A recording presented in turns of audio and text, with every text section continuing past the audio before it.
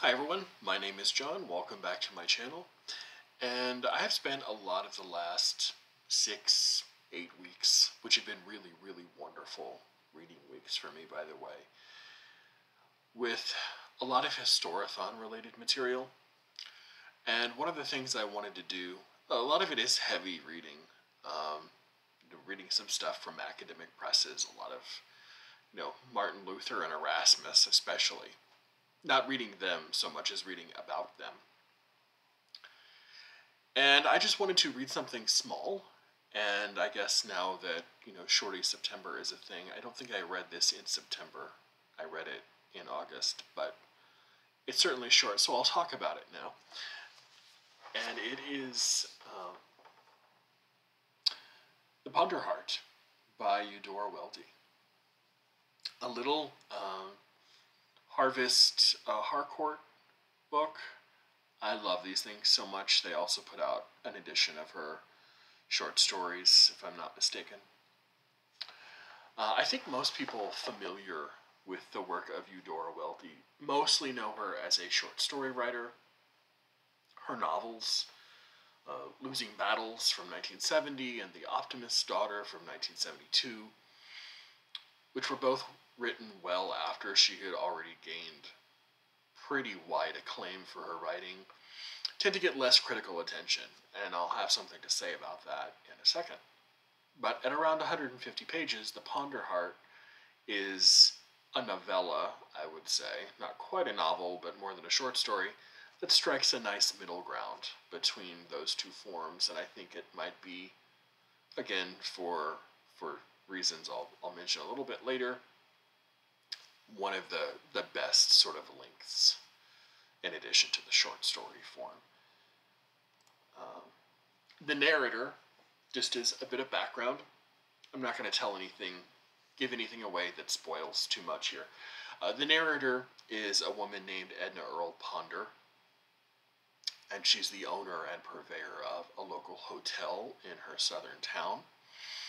And she tells the story of her uncle, whose name is Daniel Ponder, and he is a man who is deeply kind, very wealthy, and generous to a fault, and that fault is kind of the theme, one of the themes that the book hinges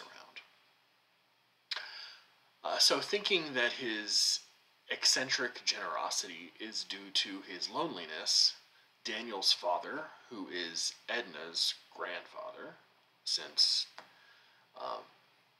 Daniel is Edna's uncle, introduces him to a woman. His father introduces him to a woman, but their marriage soon fizzles out. And then he meets another woman.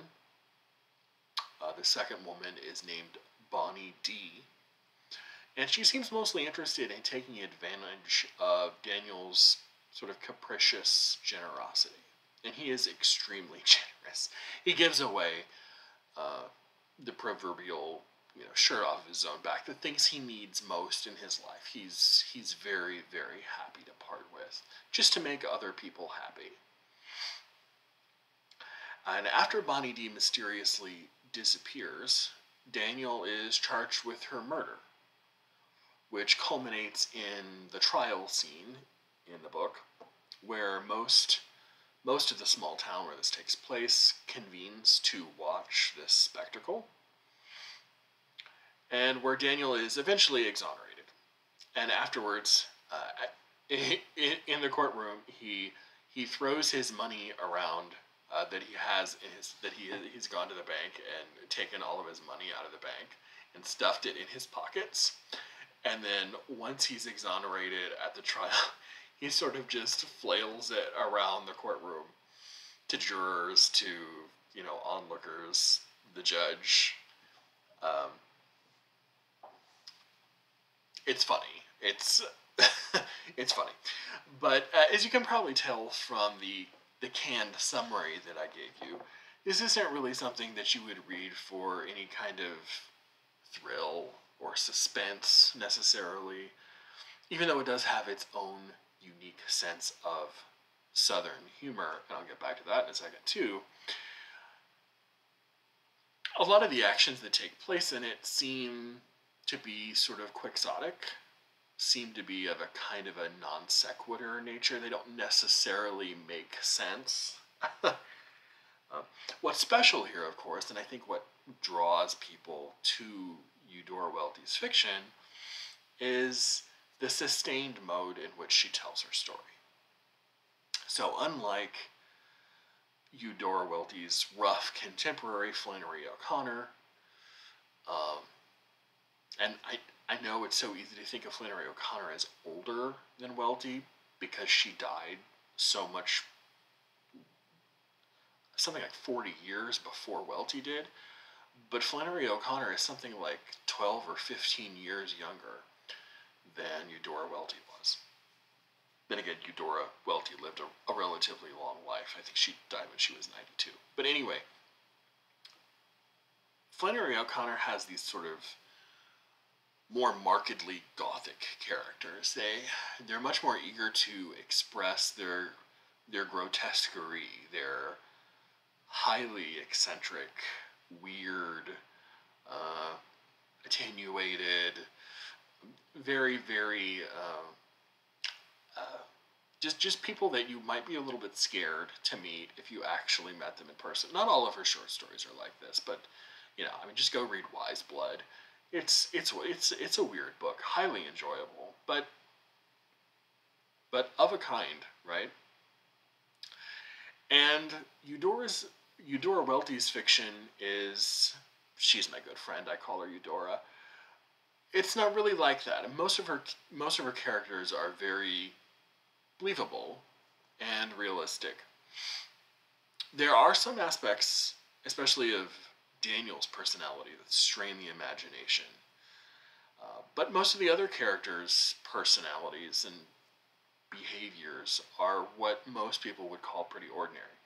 In fact, Welty hints that Daniel's extreme generosity might be helped along the fact by the fact that he is some brand or shade of neurodivergent, possibly a high-functioning form of autism.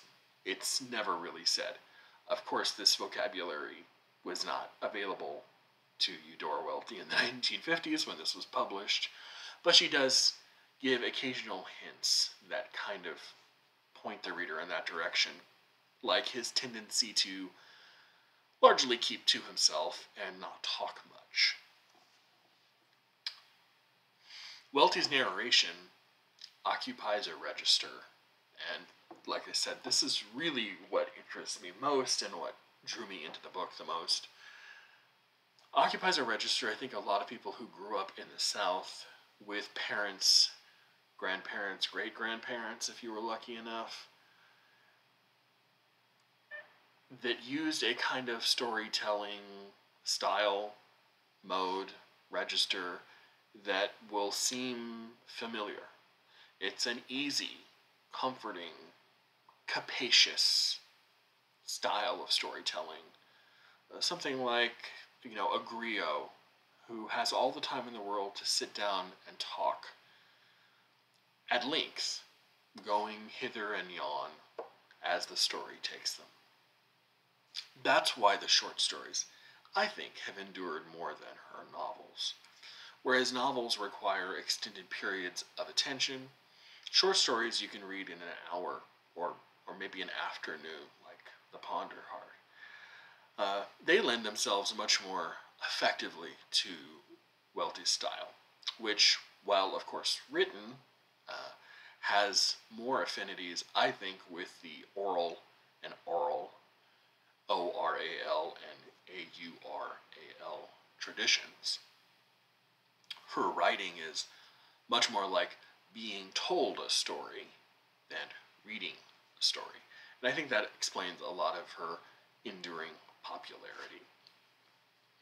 I really, really enjoyed this, and it kind of makes me curious to both sit down with a book of her short stories and also maybe Losing Battles or The Optimist's Daughter, and just to see, something that's 300 or 400 pages long and see if it's possible to sustain that sort of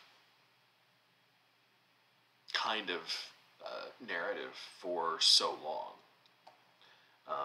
If she can, that would be pretty impressive. But like I said, I think it's probably a form that's ideally suited to something shorter like this, or one of the truly short stories, not just a novella.